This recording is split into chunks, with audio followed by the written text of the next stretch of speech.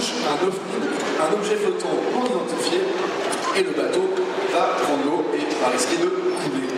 Donc, première chose à faire immédiatement, c'est de passer la détresse. On va passer cette détresse, en fait, grâce à un petit bouton distress sur la radio du bord. Ce petit bouton distress, on appuie 3 secondes dessus et immédiatement, on va envoyer en fait au secours la position de notre bateau et le type de détresse que nous avons à bord du bateau. La deuxième chose qu'on va faire immédiatement, on va prendre la balise.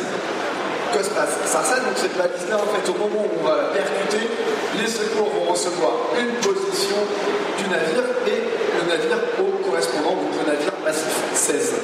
Donc maintenant, Julien va se préparer à mettre ce radeau de survie dans l'eau. En fait, vous allez voir, on va mettre le radeau de survie, on va prendre le lien et on va le relier directement à notre bateau. Si notre radeau se percute sans être relié à notre bateau, dû à son franc-bord, on va avoir un risque en fait que le bateau parte, donc s'écarte du voilier, et au cas du coup on risque de perdre notre radeau.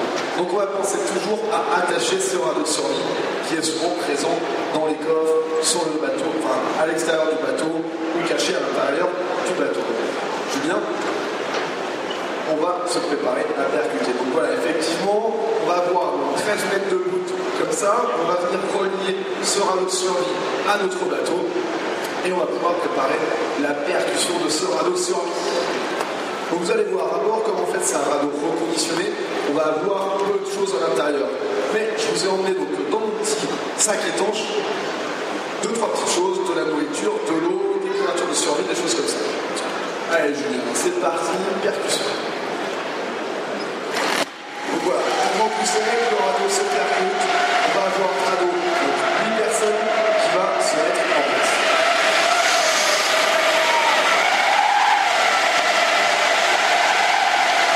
Donc voilà, une petite poche étanche, on va craquer, on va venir enlever. Là on entend en fait la surpression du radeau survie. Donc en fait on a un système de surpression qui va éviter de gonfler trop fortement les boudins du radeau. Donc voilà, parfait, notre radeau s'est percuté, vous avez vu, donc on va avoir un radeau 8 personnes, ce qui va nous permettre d'évacuer notre bateau. Julien, comme ça tu vas pouvoir vous montrer l'intérêt du petit couteau courant à l'intérieur, qui va nous permettre de pouvoir évacuer notre bateau. Donc Julien, il va s'équiper immédiatement juste après de sa TPS, donc la combinaison de survie-cotem qui va nous permettre en fait de venir jouer avec ce radeau, donc de pouvoir évacuer et s'il se retourne, s'il se percute, retourner, ça va nous permettre en fait immédiatement de pouvoir descendre dans l'eau et aller le récupérer.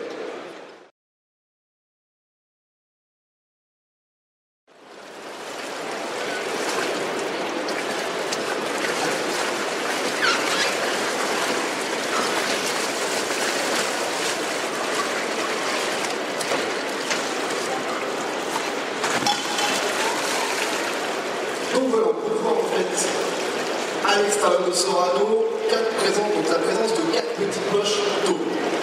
Ces poches d'eau, c'est des ballasts qui vont nous permettre en fait de venir stabiliser notre radeau. On voit donc les ballasts et on voit également cette petite bouteille de gaz qui est tout au fond.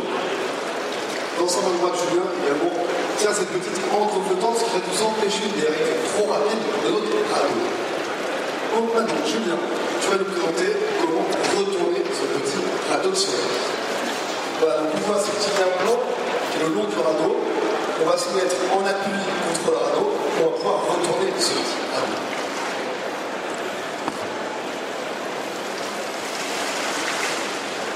Et voilà. On récupère ce radeau, on retourne, et maintenant on va pouvoir remonter à bord du radeau et organiser sa survie.